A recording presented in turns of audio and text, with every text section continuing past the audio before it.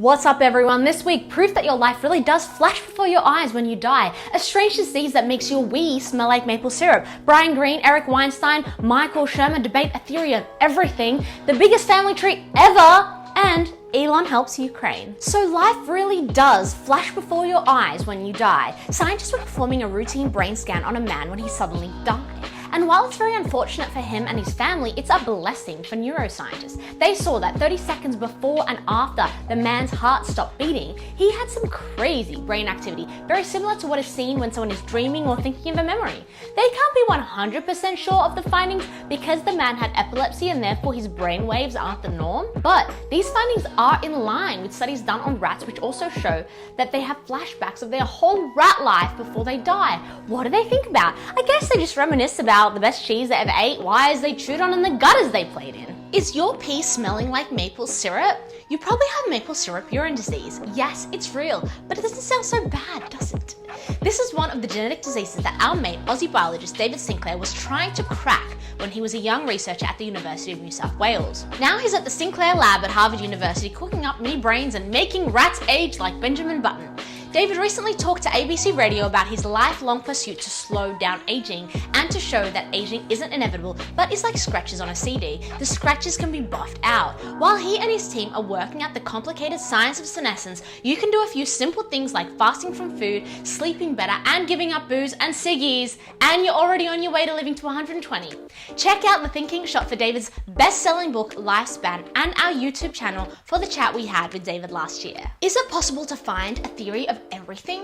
Also known as final, ultimate, or master theory, it is one of the major unsolved problems in theoretical physics. Some argue that string theory and M theory are theories of everything, but not all scientists agree. Even Greene, one of the most acclaimed string theorists, doesn't necessarily agree that string theory can explain everything.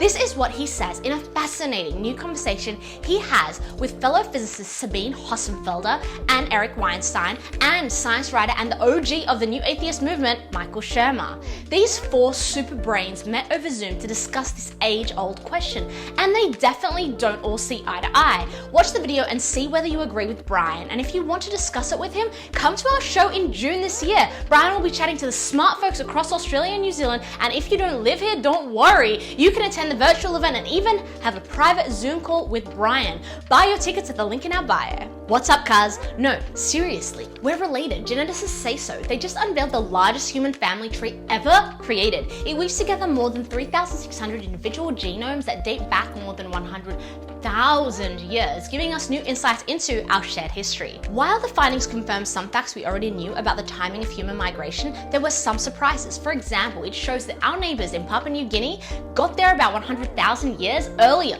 than we thought. Make sure you send this video to your boyfriend or your girlfriend to let them know that you're actually related, and let them know about our incredible evolutionary biology course at Thinking Academy. Sign up for that waitlist at the link in our bio. Elon Musk is saving the day. He just provided Ukraine with his powerful Starlink satellite to help them defend their country against Russia's attacks. The Vice Prime Minister of the Ukraine asked Musk on Twitter for his help within a day.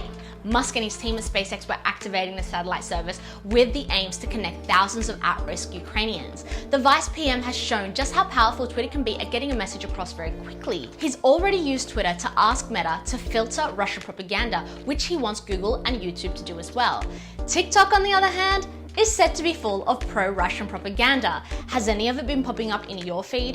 While the conflict is extremely troubling, it's nice to see that some powerful people like Elon, who have the ability to make a huge difference, are actually doing so, and we're not just sitting back and watching the injustice take place. That's all for this week. Hopefully we see you at our Peter Singer event at the end of the month, and if you haven't bought your tickets yet, you can do so at the link in our bio.